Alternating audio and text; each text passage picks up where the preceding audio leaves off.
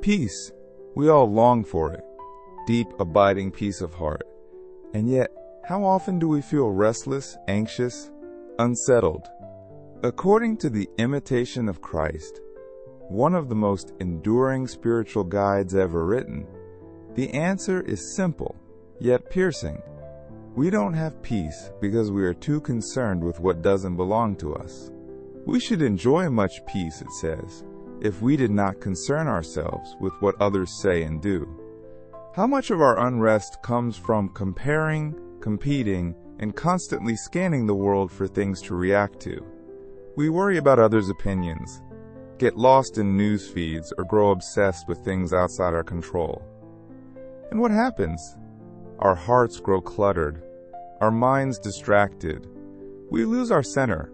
The saints, on the other hand, found peace not because their lives were easier, but because their hearts were focused. They mortified entirely in themselves all earthly desires, the book says, and thus they were able to attach themselves to God with all their heart. They lived simply, quietly, inwardly, with eyes fixed on heaven. You and I, we're often caught up in our own whims and comforts. We chase passing pleasures and get upset by the smallest discomfort. We make very little progress because we rarely challenge ourselves. And so, even after years of faith, we feel cold and indifferent. But there is a path forward, and it begins with courage. Resist small temptations. Break one bad habit. Say no to one desire. Make one sacrifice. If we uprooted just one vice each year, the book reminds us, we would soon become saints. Think of that. But instead, many of us look back and see that we were holier when we first believed than we are today. Our first fervor fades, and we excuse it. Let's be honest. Spiritual growth takes effort. It takes a kind of violence to self, a gentle but firm refusal to be ruled by comfort, pride, or impulse. But if we do this at the start, what seems hard today becomes joy tomorrow. We cannot have peace if our hearts are divided, pulled in every direction by the world and by our own desires. But we can recover peace. And the way is this: turn inward. Let go of what is not yours to carry. Say no to yourself in small things, and fix your heart wholly on God. If we were truly recollected, we would taste heavenly things. And isn't that what we long for?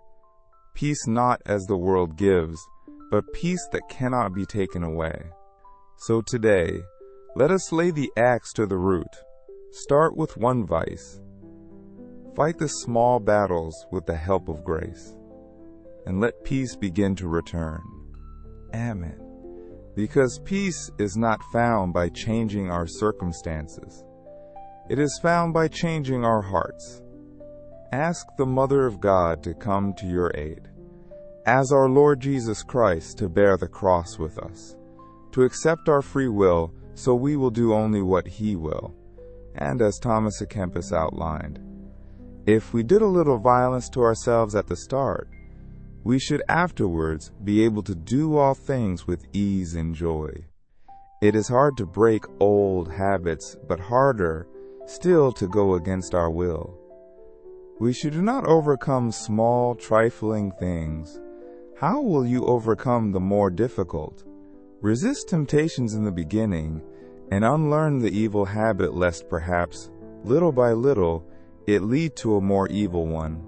If you but consider what peace a good life will bring to yourself, and what joy it will give to others, I think you will be more concerned about your spiritual progress.